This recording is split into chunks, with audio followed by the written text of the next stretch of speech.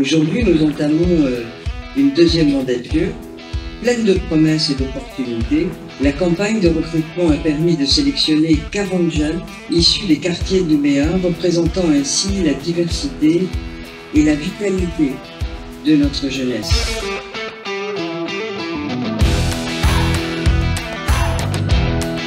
Aujourd'hui, c'était l'investiture de la deuxième bouture du Conseil local de la jeunesse. C'est une plateforme où on va venir discuter avec des jeunes de 16-26 ans, étudiants, à la fois des jeunes qui sont à la recherche d'emploi, des jeunes qui travaillent, où ils pourront initier, proposer ou accompagner des projets. Moi, je me suis engagée de base, j'étais intéressée pour être conseiller des quartiers.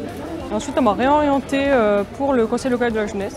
Et pour moi, ça rentrait complètement dans mon parcours, parce que je suis en train de créer en ce moment une association qui s'appelle Union pour la jeunesse calédonienne, qui vise en fait à réunir les gens sur 3 piliers, donc qui sont la parole, l'engagement et l'inclusivité. J'ai sauté le pas et je me suis dit c'est maintenant ou jamais en fait, parce qu'au final on apprend tous les jours et j'avais envie de me lancer, d'être utile à la jeunesse calédonienne.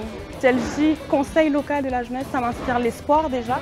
L'espoir que voilà, on dit souvent les jeunes, on est l'avenir.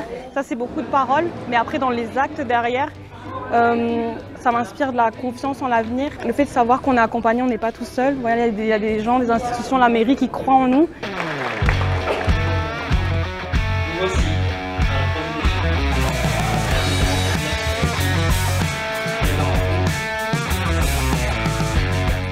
On a fait une présentation, on a montré 16 projets à la maire, mais en réalité il y en a beaucoup plus qui se sont réalisés. Surtout les retours qu'on a eus, ils sont extrêmement positifs. C'est très enrichissant et c'est très beau en fait de voir que la jeunesse en Calédonie, il y a vraiment une impulsion. T'es porteuse du projet de la tolérance de Tim.